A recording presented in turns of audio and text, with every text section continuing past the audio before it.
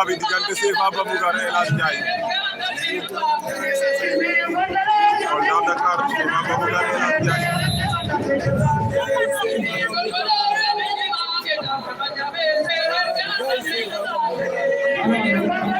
El Hadj Ndiaye Joal CFA Baboucar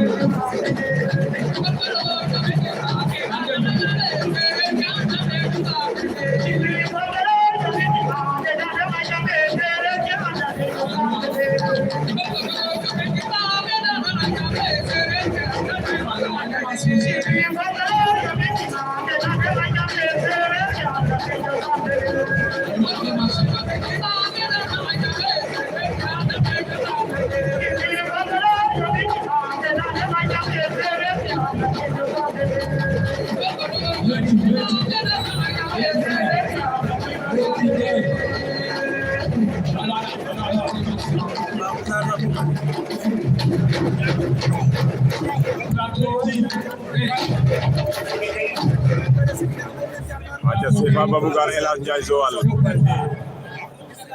Ndiaye Joal CFA Baboucar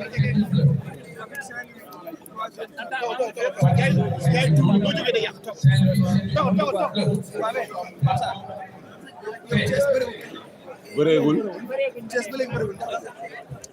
xanaa gisoo Kolda mu ngi soog a bëre nii Kolda mooy doog gi bëre noonu di yow ñi nekk am deuxième tour trois kii lañ nekkoon trois équipe lañ nekkoon entraîneur l'électron si ñu doon résultat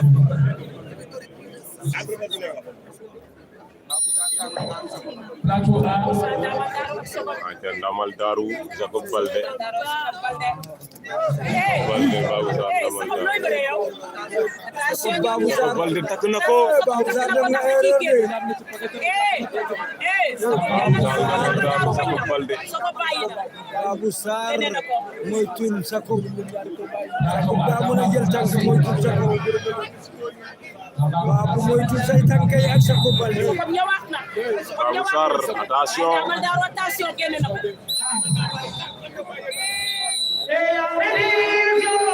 Baboucar jël na avertissement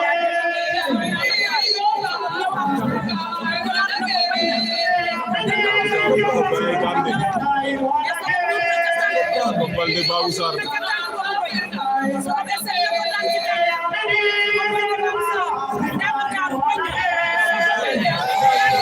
Baboucar Ndamal Darou daan na Jacob Balde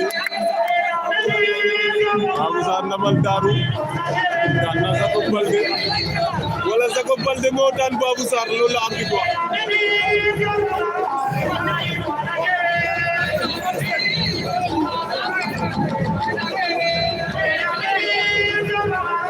mais arbitre yi nanguwuñ de arbitre yi Baboucar lañ jox victoire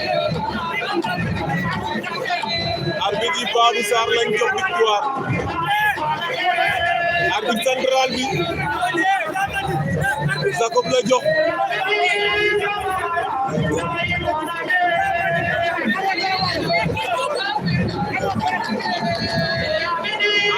arbitre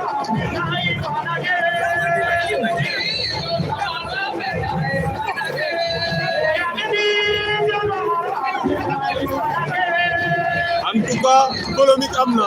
ci diggante arbitre yi polémique am na diggante arbitre yi polémique am na fa mais man li ma d'accord mooy ñaari juge